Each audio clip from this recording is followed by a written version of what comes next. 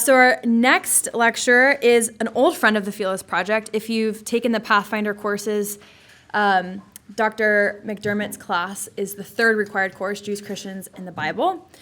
Dr. McDermott teaches at Jerusalem Seminary and the Reformed Episcopal Seminary in Philadelphia. He retired from the Anglican chair of Divinity at Beeson Divinity School in Birmingham, Alabama in 2020. Before that, he was the Jordan Texler Professor of Religion at Roanoke College, where he taught courses for 26 years in the history of Christianity and Christian theology and world religions. He has written, co-written, or edited 25 books and hundreds of articles.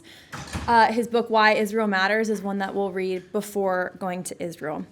His most recent book is A New History of Redemption, the work of the Jewish Messiah through the millennia. So he's going to take us through how Christianity has contributed to anti-Semitism, and then tomorrow how we as Christians should think of the war in Gaza. So please give a warm round of applause to Dr. McDermott.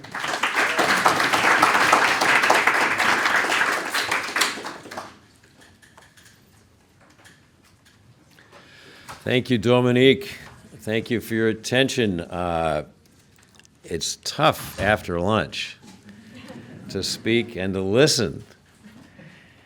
Have Christians contributed to anti-Semitism? And I've only got an hour, so I'm going to have to move more quickly. Okay, it's 12:22 I've got. We also will, if you have questions, make sure to write them down, and tomorrow in our reflection time, you can ask Dr. McDermott. Well, I hope to finish before the hour and leave some time for questions. But I'm going to move quickly, and that's why I gave you this handout to follow as best you can.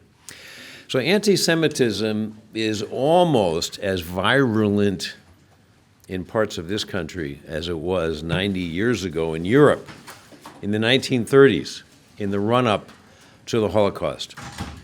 And let me give you just a few instances. Earlier this month, outside an exhibit in Lower Manhattan to commemorate the hundreds slaughtered at the Supernova Festival on October 7th, hundreds of Hamas supporters lit flares and shouted, "Long live the Intifada, and Israel go to hell." On a New York subway, a keffiyeh masked mob on a train shouted, "Zionists, identify yourselves. This is your chance to get out." When they declared, "Okay, no Zionists, we're good," there were cheers. At the White House in early June, just earlier this month, protesters cheered the mass slaughter of Jews, chanting, "Hezbollah, Hezbollah, kill another Zionist now." And I just want to read from the Wall Street Journal yesterday about what happened last Sunday in Los Angeles, and some of you no doubt have heard. Outside Adas Torah Synagogue in Los Angeles, a neighborhood on Sunday, anti-Israel demonstrators maced and bear-sprayed Jews trying to enter the synagogue, which was holding an Israeli real estate fair. Naftali Sherman, 25 years old, said there was nowhere to turn where you could be safe. He was attacked and ended up in the hospital. There was a whole gang of protesters on top of me. They broke my nose and kicked me in the head a couple of times. The Israeli-born journalist Daniel Greenfield reported that an anti-Israel protester had threatened, "Billions of us will come and kill you." So it's become clear that anti-Zionism has become a mask for pure anti-Semitism. So Israel has come to stand for Jews anywhere, and Jews are being attacked in public, some killed simply for wearing a kippah, both in Europe and in the United States. Jews and Israelis are saying that Jews are under attack at levels unseen since the Holocaust. And it's good for us to remember the Holocaust, as we will this afternoon, and hearing from Professor Whitney and the tour of the Holocaust Museum. We need to ask, as Christians asked after the Holocaust in the 50s and the 60s and the 70s, Why did the Holocaust arise in Germany? The most Christianized country in the history of the world, the birthplace of the Reformation. Was there a connection between what Christians believed, the ways they interpreted the Bible, and the growing anti-Semitism that led to Jew hatred in the late 19th century in Europe and then exploded in the 1930s? Was there a connection? Well, it turns out there was. But first, to understand how the teaching changed, let's briefly review what the Bible really teaches about the Jews and then how Christians started to twist that teaching. So in sum, the New Testament taught the same thing as the Hebrew Scriptures, that God made an eternal covenant with the Jewish people to use the Jewish people to bring blessing to the world. In sum, that's both Old Testament and New Testament. God still loves the Jewish people, even those who don't yet see Yeshua as Moshiach. They are still his chosen people, as Paul puts it very clearly in Romans 11:28 and 29. They are still beloved. He's referring explicitly to those who have not accepted Jesus. And their calling as the chosen people is irrevocable, not to be revoked, not to be changed. And Paul is writing this in probably 57 or 58, probably 57 AD, when already hundreds of thousands of Jews had become Messianics, but still the majority, 51%, had not. And he's talking specifically about them, and he says, does this mean that God has broken his eternal covenant with the Jewish people? No, he says in Romans 11. Now, in the New Testament teaches that the land is still the possession of the Jewish people, even if God has driven the Jewish people off the land several times for violation of the covenant. They must share it in justice, but not forget that for Paul, God gave it to the fathers, now the fathers of Israel and their descendants. I remember being taught at the University of Chicago, and I was a New Testament early Christian literature major way back about 200 years ago, before you were born. And I was taking all my courses in the Divinity School as a lowly undergraduate. And I was told that,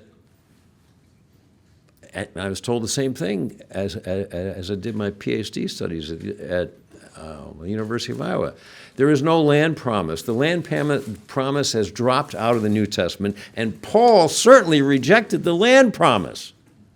And lo and behold, then one day, I was reading Acts chapter 13 that records Paul giving a speech at Antioch Pisidia, now in Turkey, at a synagogue. And Paul says, God gave our fathers, Abraham, Isaac, and Jacob, the land as an inheritance. I'd call that the land promise in Paul, and that's Luke, of course, is the author. And Jesus says that Jerusalem will be the place to which he returns, and at some point that Israel will be restored in a visible and temporal way. That's Acts 1:6 with lots of elaboration. And for the book of Revelation, Jerusalem will be the center of the world in the future, as it was at the time of writing the book of Revelation, back at probably the end of the first century, maybe even a tiny bit at the beginning of the second century. So how did Christians get all this wrong? Well, started in the second century. Christians started to adopt supersessionism. Now that comes from the word supersede. It's a synonym for replacement theology, the idea, in sum, that the Gentile church has replaced Jewish Israel in God's affections. In the second century, Christians started to adopt supersessionism, that God broke his covenant. So supersessionism goes like this. God broke his covenant, his eternal covenant, with the Jewish people and transferred it to the Gentile church. So the land is of no more concern to God now than the land of New Jersey is, which it's roughly the same size as. God is all about the universal, no longer the particular. All he is concerned about is people generally, universally, all over the world, in all the nations of the world, not just one little tiny country on the eastern edge of the Mediterranean, and all the lands of the world. So the land of Israel today is no longer a holy land. Now, that's what N.T. Wright teaches, by the way. Now, N.T. Wright is a friend of mine. He's the most influential biblical scholar in the world today, bar none. And Tom Wright, unfortunately, is a classic supersessionist. He claims he's not by redefining the term, but he is. And he and I radically disagree on these things. Now, the logic of supersessionism goes like this, that Jesus came to universalize the particular. The Old Testament is all about the particular, with the kingdom of God seemingly restricted to this little tiny land and this little tiny people in the heart of the Middle East. And that Jesus came to extend the boundaries of the kingdom, which in the Old Testament supposedly were restricted to this little tiny people and land, since supposedly in the Old Testament there was no concern for the rest of the world. Jews broke the covenant, so God broke his covenant with them. The Jews were replaced. Now, a classic proof text for supersessionists is Matthew 21, the parable of the wicked tenants. And as you know, the story goes like this. There's a landowner of a vineyard who leases it out to tenants. He goes to another country, and when the harvest comes, he sends slaves to collect the produce. But tenants killed one slave, they beat another slave, they stoned another slave. Then the other slaves who were also sent were treated in the same way. Then he sends his son, and they kill the son. And so the owner comes and leases the vineyard out to other tenants who will give him the produce. The classic supersessionist interpretation of other tenants is these are the Gentiles, since God had given up on the Jews. He transferred the covenant from the Jewish people to the Gentile church. And then they also quote Galatians 3:28. In Christ there's neither Jew nor Greek. So obviously Jewishness is no longer important to God and Paul. They also quote Matthew 5:6, where Jesus says, "Blessed are the meek, for they will inherit the earth." And the Greek word there is gay, the translation of the Hebrew eretz. And they say, you see, the whole earth. Jesus is talking about the whole earth. He doesn't care anymore about this tiny little land of Israel. That's passé. He's moved beyond Old Testament theology. He's starting a whole new religion called Christianity that has nothing to do with, in fact, is a repudiation of Old Testament Judaism and the Judaism of his day. So what happened in the 2nd century to start all this? Well, Luke was telling us last night about the Second Jewish Revolt, starts in 132, culminates in 135. The Romans were furious. And as Luke mentioned last night, they therefore changed the name of Judea to Palestina, which as Luke says, is derived from Philistines, the tradition, which the Romans knew were the traditional enemies of the Jews. And they drove most of the Jews out of Jerusalem. Not all the Jews, most of them. Jews have been living in Jerusalem continuously 3,500, 4,000 years. It became dangerous, for the first time, it became dangerous to be a Jew, starting in 135. Previously, it had been advantageous to be a Jew. Jews were free to be Jewish. and not to have to sacrifice to the emperor as a god each year. But now the Romans revoked that privilege because the Jews had rebelled a second time in 70 years. The first Jewish revolt from 66 to 70, and now the second from 132 to 135. Christians who had identified as Jews, and there were many of them, were tempted now to hide it. It was no longer a privileged religion. Many Gentiles started to enter the church, including leaders who lost touch with the Jewish roots of this messianic faith that they were joining. Justin Martyr, early Christian theologian, great father of the church in many ways, but he began an ugly pattern of supersessionism. He was the first Christian theologian to call the church the true Israel. How many times does the New Testament call the church the new Israel? Anybody know? Pardon? None. 0, correct.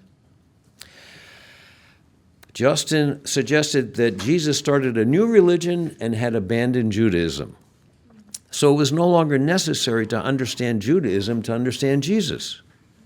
The Old Testament, by implication, is no longer necessary. You can leapfrog over the Old Testament. In fact, what Justin went on to explain is that what's all important is the Logos. Now that's for him, that was a Greek Gentile concept, which later became Stoic, for the word or reason. And that's what Logos means in Greek, word or reason. But for Justin, getting this from the Stoics, that holds together the cosmos. And the Logos, Justin said, is manifested in different ways in different cultures. So in the Greek culture, Greeks had their own prophets, like Socrates and Plato, just as Jews had their prophets. But not all the manifestations of the Logos are equal. The Logos of the Jews is physical and material and temporary. But the Logos of the church is spiritual and permanent. Then the next church father, who was a supersessionist, was Irenaeus. Beautifully and tragically, today is the feast of St. Irenaeus, by the way. He was the first great Christian philosopher of history. Rather than explaining it was Israel who gave us our understanding of history, which it was, and how God works through history, he suggested that Judaism was only one stage in the history of salvation, eclipsed by later stages. And the worst thing that he suggested is that Israel is unnecessary to understand salvation, because all we need to know is Adam, and then the fall, and then the second Adam. So we can leapfrog over the whole history of Israel and still get the faith, and get Jesus right. Then there's John Chrysostom, the great church father in many ways. However, because Judaism, and it's really interesting, was still attractive to thousands and thousands of Christians, Gentiles, in the 4th and even into the beginning of the 5th century. He became malicious toward this competitor and the beauty of its worship. And apparently he accepted the urban myths about it and repeated them from the pulpit. He said Jews, from the pulpit, in this enormous pulpit in what's now Istanbul, old Constantinople, Jews murder their own kids and offer them as sacrifices. He went so far as to preach to thousands a whole homily series called Kata Judaion, against the Jews. And in that homily series, he said famously, "I hate the Jews." Then Constantine, who ruled from 306 to 337, was the first Christian emperor of the Roman Empire. You all know that. He enforced what became a dominant church theology called adversos judaeos, a term later used by Augustine, the greatest of the church fathers, at least in the West. Constantine taught that Christians must be against Jews if they are to be proper Christians.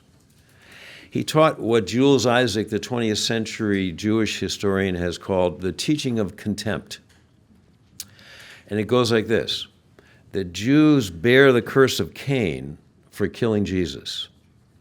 Now, the assumption is that all Jews, even of later generations, are Christ killers, despite the fact that the Gospels distinguish between the Judean leaders who were Sadducees, leaders of the temple, didn't believe in the resurrection. That's one reason why they were against Jesus, who was preaching resurrection, who were jealous of Jesus, of course, and were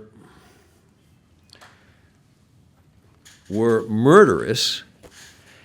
So the Gospels distinguish between the Judean leaders, Sadducees, leaders of the temple, and the Jewish crowds who usually loved Jesus, even if they didn't want his gospel of self-denial.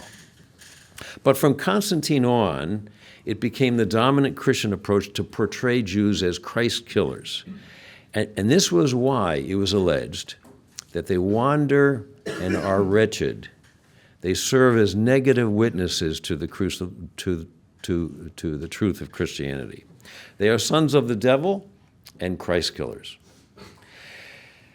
Now, Ambrose, 4th century, was the bishop of Milan and teacher of St. Augustine. He wrote that the Jews are irrevocably perverse, and Jesus took away their blessings because they are blemished as a people. Now, St. Augustine, the greatest of the fathers in the West, end of both 4th and 5th century, dies in 430, he whispered, as it were, that Israel is a word for Jews. When you come across Israel in the Bible, it's a word for Jews. But he taught more loudly that the church is the new Israel. And the problem is, he suggested that God had revoked his covenant, his eternal covenant with the Jewish people. Now, in medieval and early modern Europe, Jews were portrayed as genetically determined, filthy swine with no integrity and no virtue. On a relief in a Lutheran church in Wittenberg, where Martin Luther preached, you can see it today. The Jews suck a pig's teats, and a rabbi is looking into a pig's anus. And other versions of this relief have Jews having intercourse with swine. Jews are portrayed in medieval and early modern Europe as rapacious, money-hungry, who prey on Christians. Shakespeare's Shylock is based on Christian images of Jews. So there were attacks on Jews all through the Middle Ages and the early modern period. In the Crusades, Luke mentioned this last night, the Crusaders massacred thousands of Jews in the Rhine Valley as they went through. At the end of the 12th and beginning of the 13th century, Innocent III, Pope Innocent III, forced Jews to wear distinctive badges. So there was a precedent for the Nazis forcing Jews to wear badges. And this was back at the beginning of the 13th century, to keep social distance. During the Inquisitions in the 12th through the 15th centuries, Jews were tortured, killed, and forced to convert. Now, just get this, and you might want to write this down. In 1491 and 92 alone, that just those 2 years, the Spanish church killed 100,000 Jews, forcibly converted another 100,000 Jews, and exiled a third 100,000 Jews from Spain. All through the Middle Ages and up in fact through the 20th century, Jews always took fright during Holy Week. Why? Because it was common for Christians to come out of Good Friday services where the Gospel of John is highlighted, is usually the gospel text on Good Friday, and these Christians would pour out of Good Friday services looking for Jews to destroy Jewish property and to attack Jews. Why? Because of mistranslations of John's Gospel. And you can read more about this in my book, Israel Matters, but I'll just give a tiny little text. Look at John, and I think I reproduced there, John chapter 7, verse 1. After these things, Jesus was walking in Galilee. Now picture this. You all know the picture of Galilee in your head, right? Galilee's up in the north. 100 miles north, by the way, of Jerusalem, which is a 3 to 5 day walk. He didn't want to wander down in Judea because the Judeans wanted to kill him. He's up here in Galilee. Those Judeans down in Judea, 100 miles south, totally different civilization, Jewishly, wanted to kill him. So for John makes it very clear, if you understand John and understand the Greek there, the Jews in Judea are, and especially the Judaioi, the Judean leaders of the temple, the Sadducees, didn't believe in resurrection, and that's why they were sad, you see. They were very different from the Jews up in Galilee. And usually, but the problem here is John uses the same word, Judaioi, for Jews generally, and also for the Judean leaders down in Jerusalem. And you don't get it. And unfortunately, almost all German and English translations translate a Judaioi uniformly in the Gospel of John as simply Jews.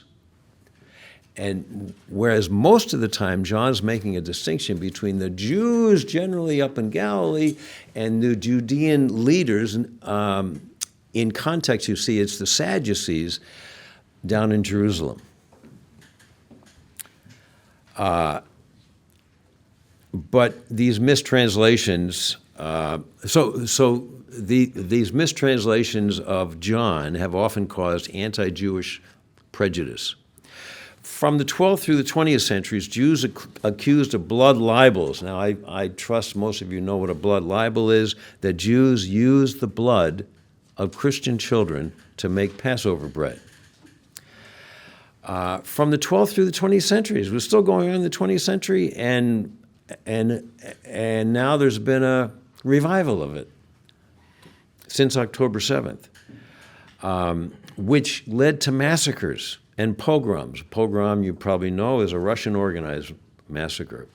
In fact, after the Russian Revolution, and Hussein was telling us about the Russian Revolution, after the Russian Revolution in 1917, pogroms led by Ukrainian nationalists, Belarus officials, and Red Army soldiers killed tens of thousands of Jews between 1918 and 1920.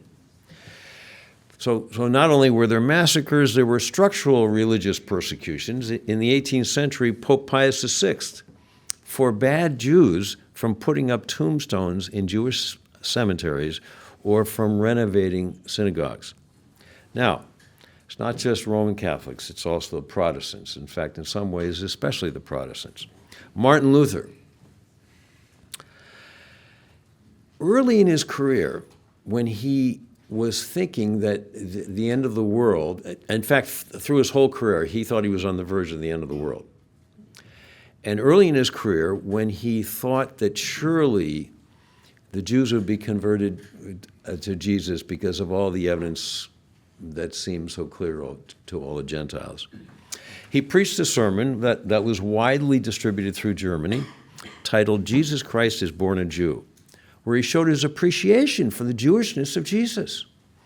But then toward the end of his life, when he despaired of Jews converting, he wrote an 80-page, 80 pages treatise called On the Jews and Their Lies that is not merely anti-Jewish religiously, it's also anti-Semitic, in which he argues Jews broke the covenant, so it's okay to burn their synagogues. And just to, actually, I used to, look, I read, in an earlier period of my career, I wrote that Luther was merely anti-Jewish and not anti-Semitic. But I had not read carefully On the Jews and Their Lies, this 80-page treatise. And after I read it, I realized that Luther was not merely anti-Jewish, he was also anti-Semitic.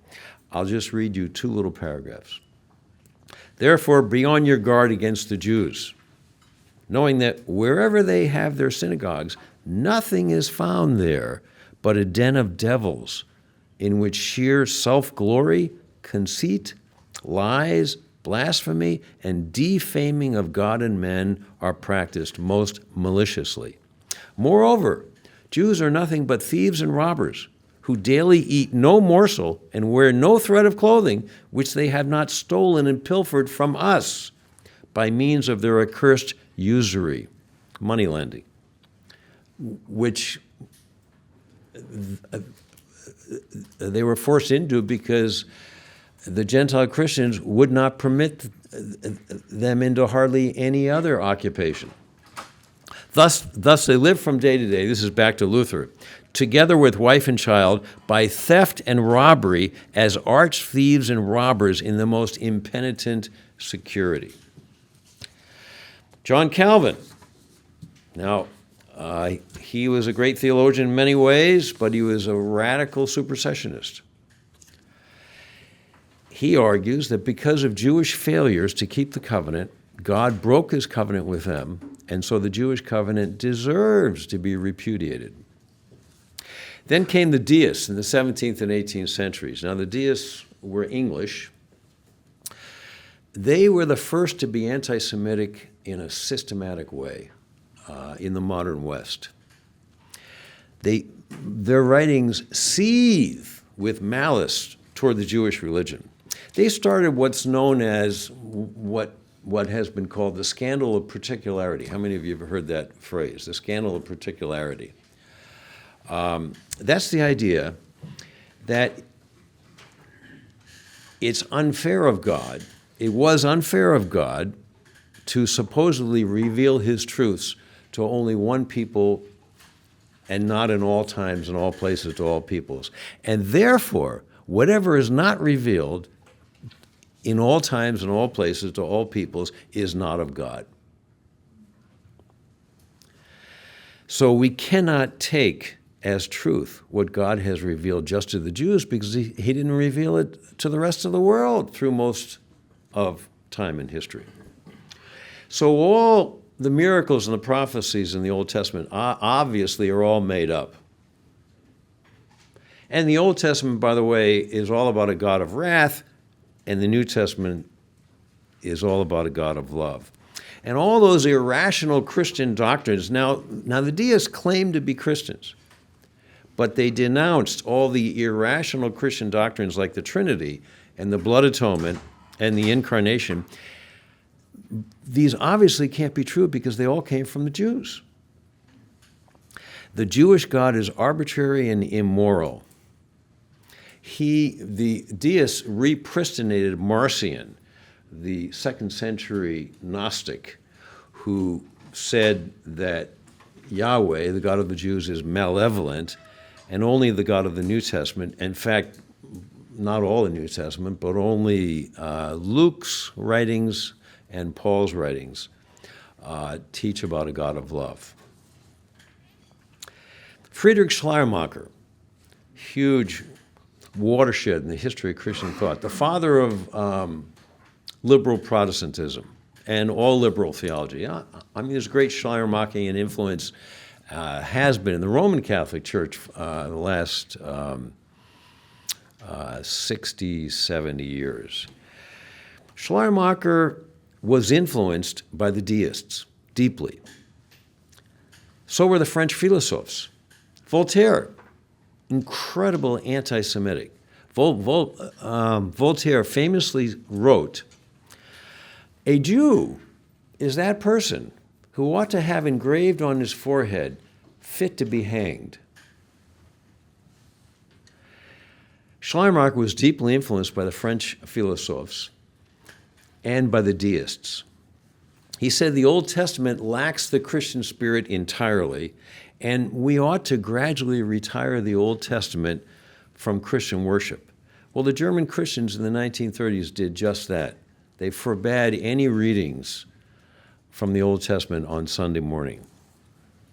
Hitler reprinted Luther's treatise in German in many editions, millions of copies. His treatise on the Jews and their lies.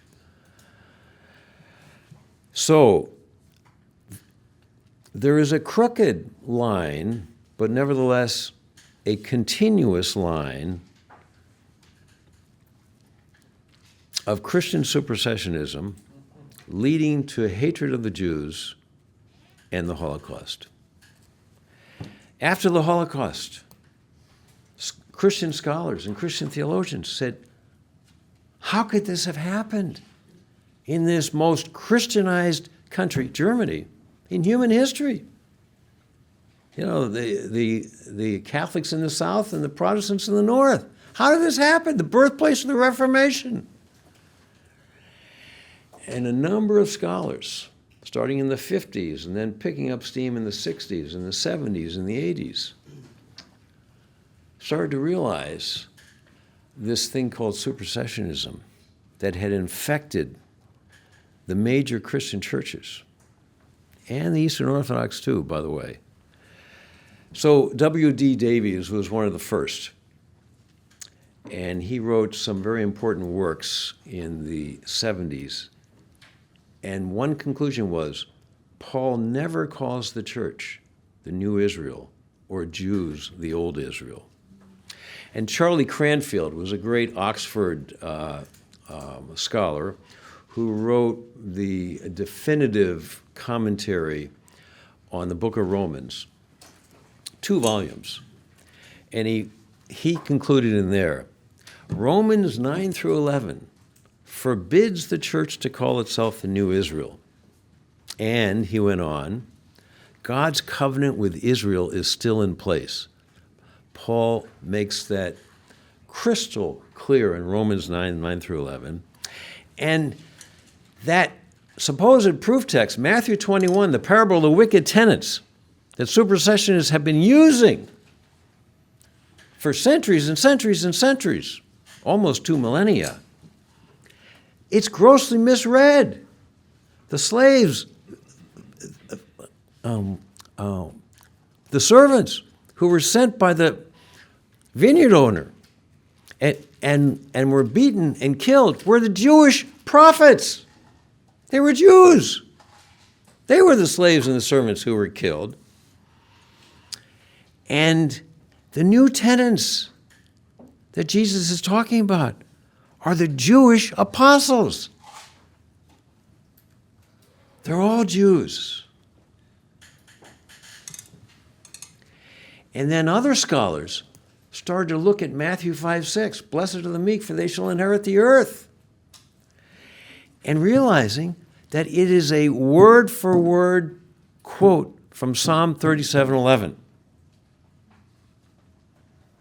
And that in Psalm 37, 5 times the phrase is repeated, will inherit the land. And of course the word there is eretz. And eretz, like the Greek gay, can be either land or world.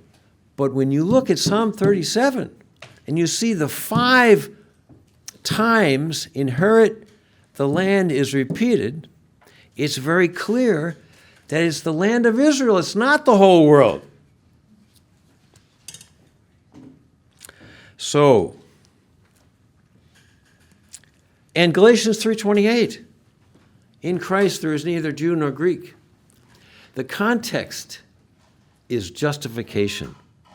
The point is that Jews and Greeks equally will be justified by God the Father and saved from his wrath if they become one with the Jewish Messiah by faith and baptism. That's the context. It doesn't mean that Jews are no longer distinctive for Paul. No, in fact, Paul says in Romans 3, verse 1, what is the value of circumcision? He asked that question at the beginning of chapter 3. What is the value of circumcision? And what's his answer? Oh, does Paul say, oh, it's not valuable at all anymore because don't you understand? Jesus says, has done away with circumcision. And Jesus didn't believe in the Jewish law. He was departing from Jewish law. He was rejecting Jewish law. No. Paul says, what's the value of circumcision? Much in every way. Much in every way. Jewish distinctives remain, just as male and female distinctives remain. And yet in Christ there is neither male nor female.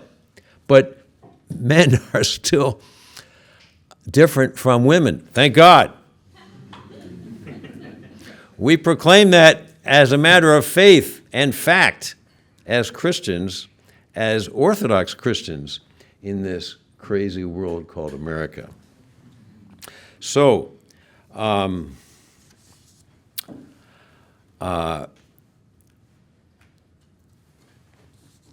Christians have contributed to anti-Semitism. There are many wonderful things to say about the Christian tradition, and the Christian Zionist tradition, which has fought back against this supersessionism for guess how long? 2,000 years. And I'll save some of that for my lecture tomorrow.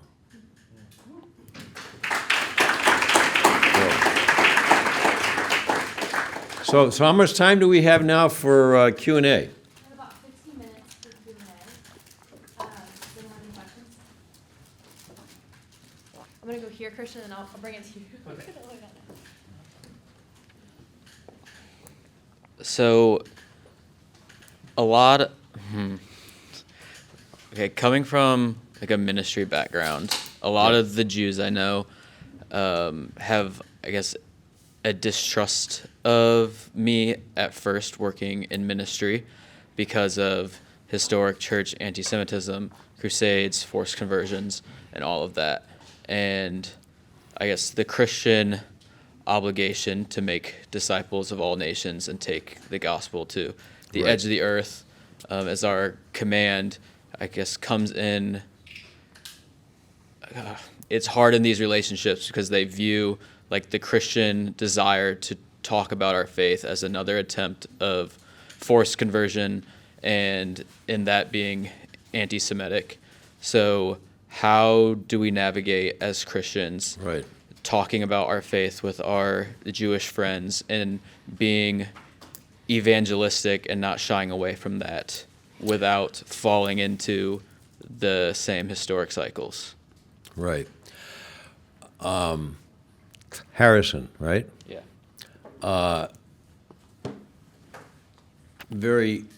We need to recognize a number of things. I would say, first of all, we all need to educate ourselves in the history of supersessionism and the history of Christian Zionism, which, as I said, supersessionism, both are 2,000 years old, not 150 years old since dispensationalism in the end of the 19th century, no. 2,000 years old. So learn your histories of both sides, both those who got it right and those who get it wrong. And then recognize, I think, several things. That Paul says that God closed the eyes of most of the Jews in Romans 11. God sent a partial hardening upon them, closing their eyes. Now, I don't have time to explain in any kind of depth why, but I'll state it very simply.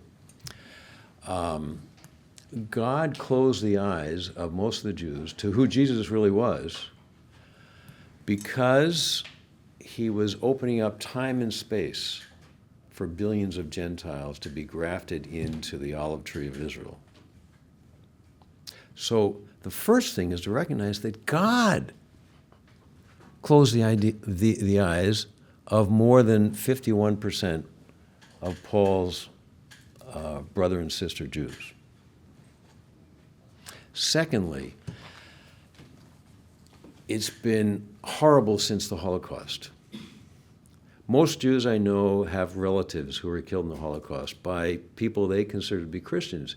And in fact, there's a lot of truth to that. Hitler's Willing Executioners, published about 25 years ago,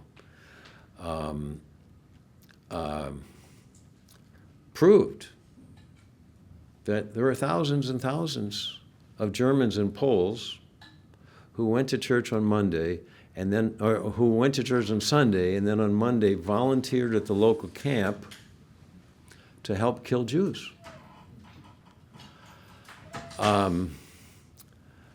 So the average Jew, secular or religious, as soon as he or she hears the word gospel, Jesus, Christian, Christianity, church, he or she just starts smelling the ovens at Auschwitz and thinking about, Grandpa, who was a Holocaust survivor, or all of Grandpa's relatives who were killed by those Christians. So, a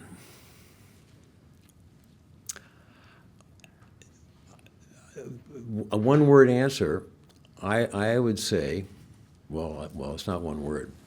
I'd say do what I do with my Jewish friends, my rabbinic Jewish friends, not Messianic Jewish friends. I have lots and lots of rabbinic Jewish friends, both Orthodox and ultra-Orthodox, and some conservative and Reform, but mostly the Orthodox and the ultra-Orthodox. And by the way, two rabbinic Orthodox scholars have blurbed my new book. It's called A New History of Redemption. Pesach Wolicki and Eugene Korn, who are two leaders in Jewish-Christian dialogue, and they don't believe Jesus was the Messiah, but they love the book because at the center of the book is the story of Israel and the story of supersessionism and the story of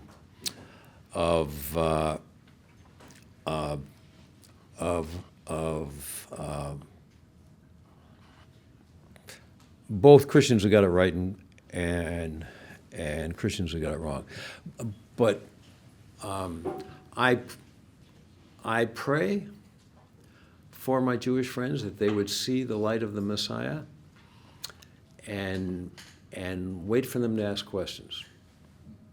And I'd say that's now. Am I a dual covenant guy? No, I renounce the dual covenant. Dual covenant is that there's some other way besides Jesus to the Father. No, I don't believe in that. I don't think that's biblical. But neither do I presume that when my Jewish friend, who has always renounced Jesus and faith in Jesus as the Messiah, but has been someone who has loved the God of Israel and shown what I would call the fruit of the Spirit in his life, dies, neither do I presume that I know what's happening. I don't know. The Bible doesn't say clearly what's happening. Now, the Bible does say clearly it's only by Jesus that anyone comes to the Father. But Paul never declares finally on that either about his Jewish brothers and sisters. So I think we have to have a healthy soteriological agnosticism about our Jews who love the God of Israel and show love for the God of Israel in their life and trust that God, in his own way and his own time, and we know all sorts of things now about near-death experiences that we've been learning about for the last 60, 70 years, about how whole lifetimes, as it were, take place at the point of death. Not after death, but at the point of death. And who knows what God is showing to our beloved Jewish brothers and sisters who die, who showed in their lives love for the God of Israel, who is the only true God.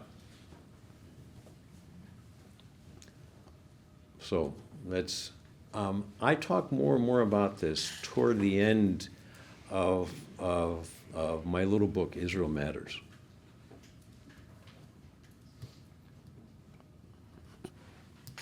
Thank you so much, Dr. McDermott, for your excellent summary of church history and anti-Semitism that we've seen throughout. I did have one question about your remarks on the covenantal promises of the land for Israel, right? Yeah. So Yeah. in Matthew 5:17, Jesus says himself, "Do not think that I have come to abolish the law or the prophets. I have not come to abolish them, but to fulfill them."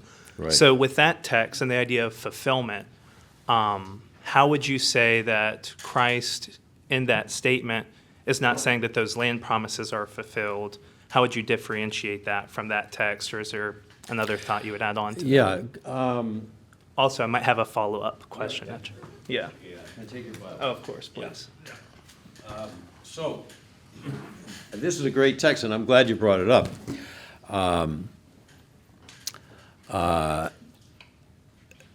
The word for fulfill is a Greek word, plerao, that does not, and it's a translation of the Hebrew. We know almost for certain, Papias tells us this, that the book of Matthew was originally written in Hebrew and was later translated into Greek. And this is a translation of the Hebrew concept of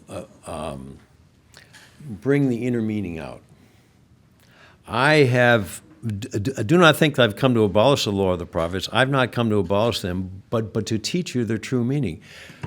The rabbis taught for several centuries before Jesus that when the Messiah comes, he's going to give us the Messiah's Torah.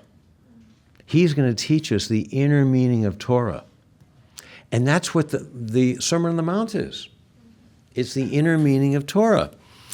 Now notice what Jesus goes on to say. For truly I say to you, until heaven and earth pass away, not an iota, the smallest letter in the Greek alphabet, nor a chorion is the Greek, a horn, smallest stroke of the pen in Hebrew, will pass from the law until all of it is accomplished. Now, what's the law here? He means Torah, what Christians call the Pentateuch. Therefore, whoever relaxes one of the least of these commandments and teaches others to do the same will be called least in the kingdom of heaven, but whoever does them and teaches them will be called great in the kingdom of heaven. Now, what are the least of these commandments in Torah? Surely what Calvin called the ceremonial law in Leviticus. And notice what Jesus is saying there. Don't relax one of the least of those commandments in Leviticus. Now, most Christians don't realize that the rabbis talked about the heavy commandments and the light commandments. That's what Jesus is drawing on here. And the rabbis,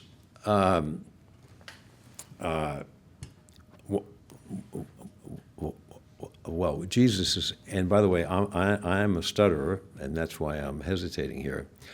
And I commend to you the book Famous Stutterers, 12 Famous Stutterers from Moses to Marilyn Monroe. Awesome. It's a great book. I recommend it. I wrote it. So Jesus here is implicitly saying, woe unto those who relax even the least of the commandments in Leviticus. Now, Torah is all about the God's promises of the land. In fact, I have counted how many times the land promise is given in the Old Testament, either explicitly or implicitly, and I sort of tabulated it at the back of Israel Matters. You know how many times the land promise is repeated in the Old Testament? 1,000 times. 1,000 times. And it's crystallized in Torah. Jesus is implicitly validating and recommending and teaching the land promise in Matthew 5:17 and following. Okay.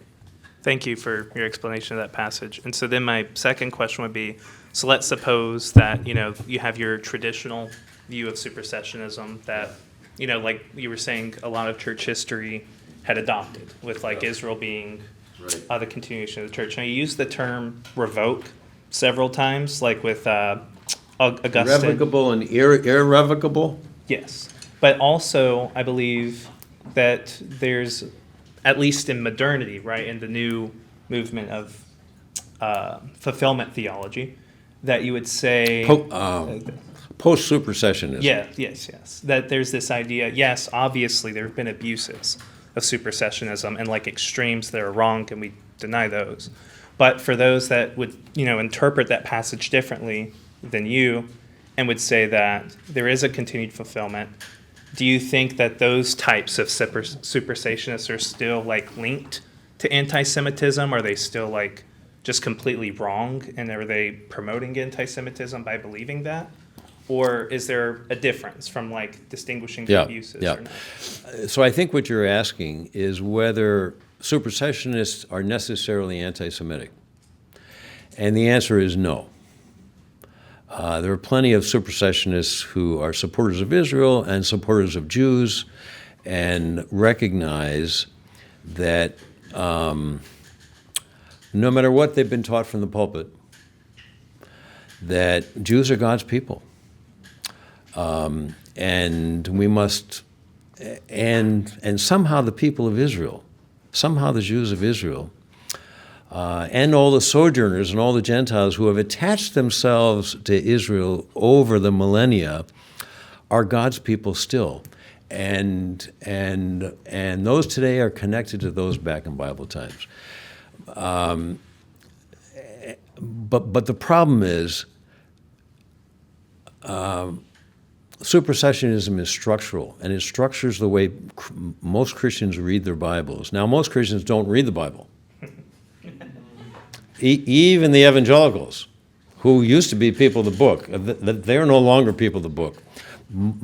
Look, I've been ministering to evangelicals for 40 years, and Catholics and Anglicans and all kinds of folks. And most Christians don't know their Bible, they don't read the Bible. But the problem is, if you connect the dots and if you think systematically as a supersessionist, it will lead to anti-Semitism, because the basic idea is God has given up on the Jews because the Jews have broken the covenant over and over and over. And so, of course, God has given up on them, and it's only natural that we should give up on them, and particularly when we see all these terrible things they're doing to the Palestinians, which, if you read the mainline media, the mainstream media, terrible things are being done to the Palestinians. And it makes sense that God has given up on them, and we should too. Let me ask one more quick question. So the other question would be, okay, so is the term, though, giving up, right? Because from what I understand about post-supersessionism or fulfillment theologians, they would never use the term give up. They would say that God has expanded the covenant to not just being toward the Jews, but to all people now. So, well, they would say that God gives every Jew who wants to accept Jesus a chance, and so he doesn't give up on the Jews any more than he gives up on Muslims or Buddhists. But But still, in terms of the eternal covenant, the covenant of the Old Testament, God has formally revoked it. Thank you. Yeah.